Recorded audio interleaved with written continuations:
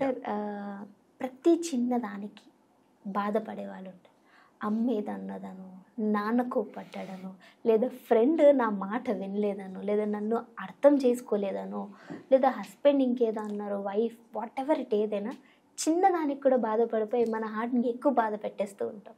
So నిజంగా చిన్న వాటికి కూడా ఇంత బాధపడొచ్చా అని ఒకసారి ఆలోచించుకుంటే మనకు కూడా అది కామెడీగా అనిపిస్తూ ఉంటుంది. కానీ కొంతమంది ఇది డిప్రెషన్లోకి వెళ్ళిపోయే వాళ్ళని కూడా చూస్తూ ఉంటాం. ఈ చిన్న చిన్న బాధల్ని ఎలా కంట్రోల్ చేసుకోవాలి, ఓవర్కమ్ ఎలా చేయాలంటారు? అసలు చిన్న బాధ పడేవాళ్ళు ఫూల్స్ నా ఉద్దేశంలో.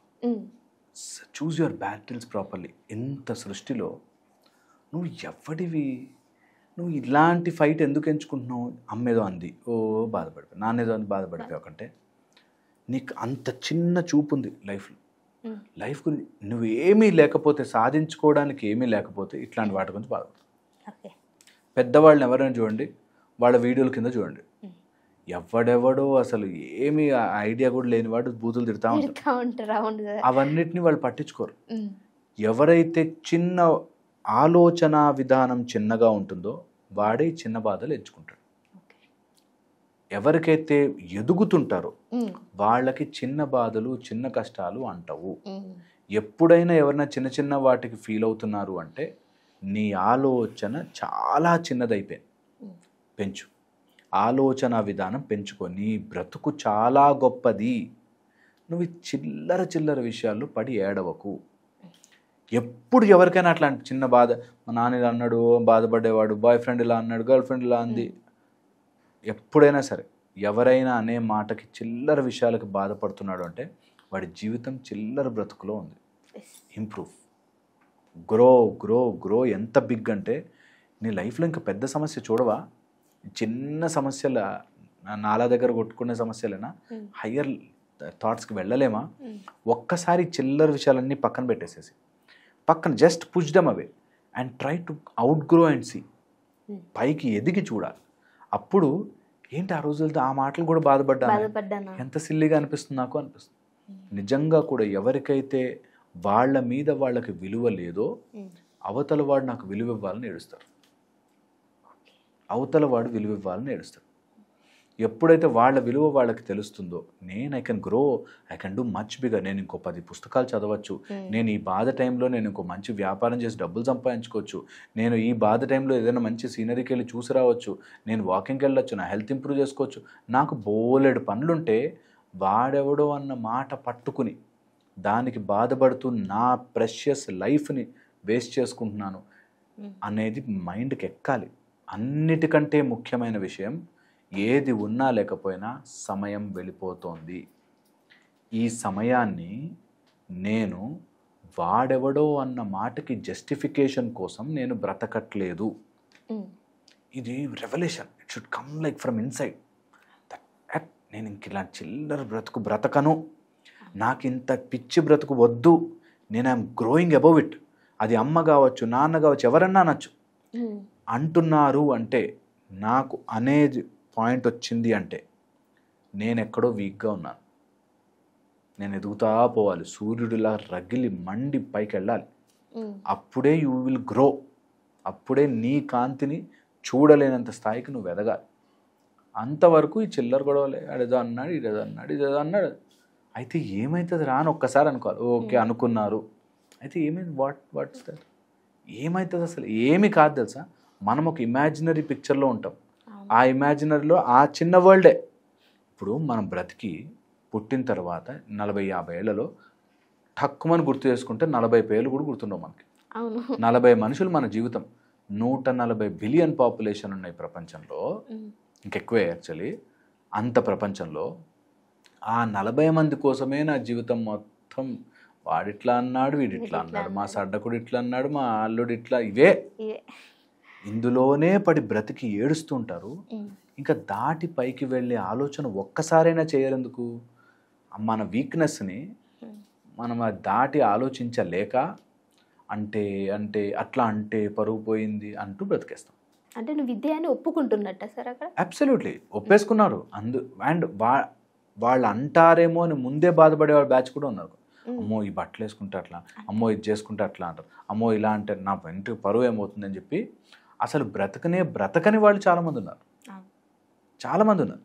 సో అందుకని కొన్ని విషయాల్లో ఏదో కస్టమ్స్ ఉన్నాయి, ఏదో పద్ధతులు ఉన్నాయి, ఓకే ఫాలో అయ్యారు, ముందుకెళ్ళారు, ఓకే. అది దాటి బాధగా మార్చుకొని చిన్న చిన్న మాటలకి జీవితం వేస్ట్ చేసుకోవద్దు. ఎవరి మాటలతోనూ మీ జీవితం ఆగిపోకూడదు. లైఫ్ అనేది ఒక్కసారి పోతే రాదు, అయిపోతూ ఉంటుంది. నీ లైఫ్లో నువ్వు ఏం చేసుకోగలవో తెలియాలి నీకు.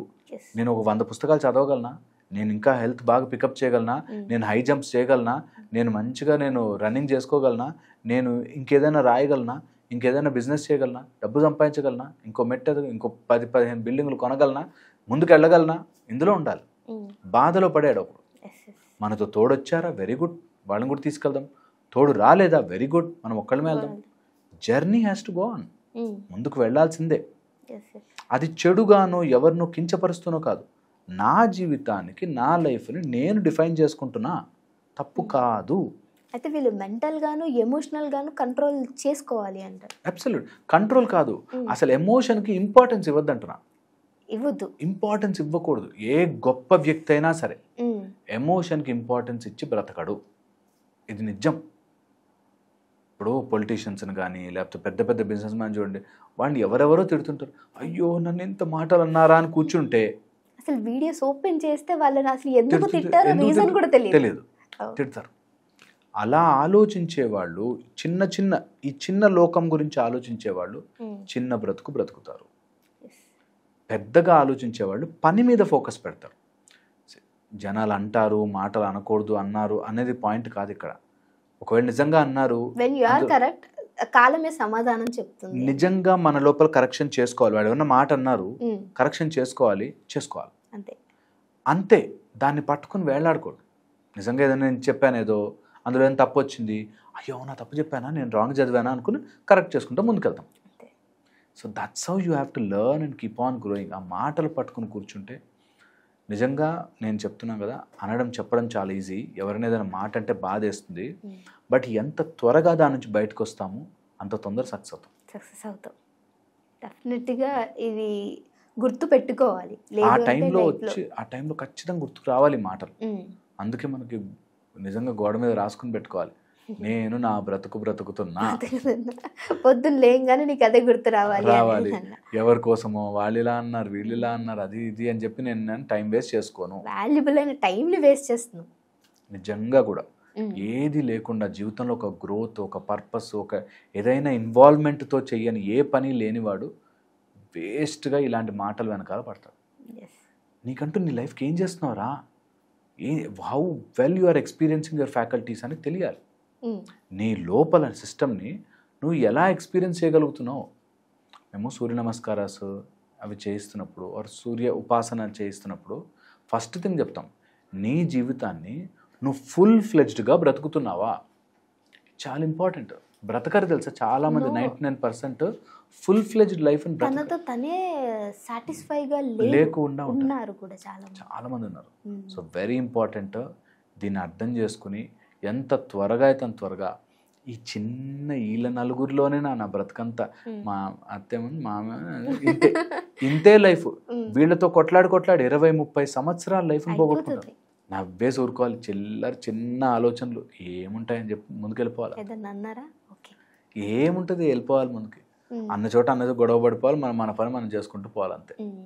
నేను గొడవ పడద్దు, సైలెంట్గా ఉండాలి, వాళ్ళు కొట్టినా పడి ఉండాలి అనట్లే.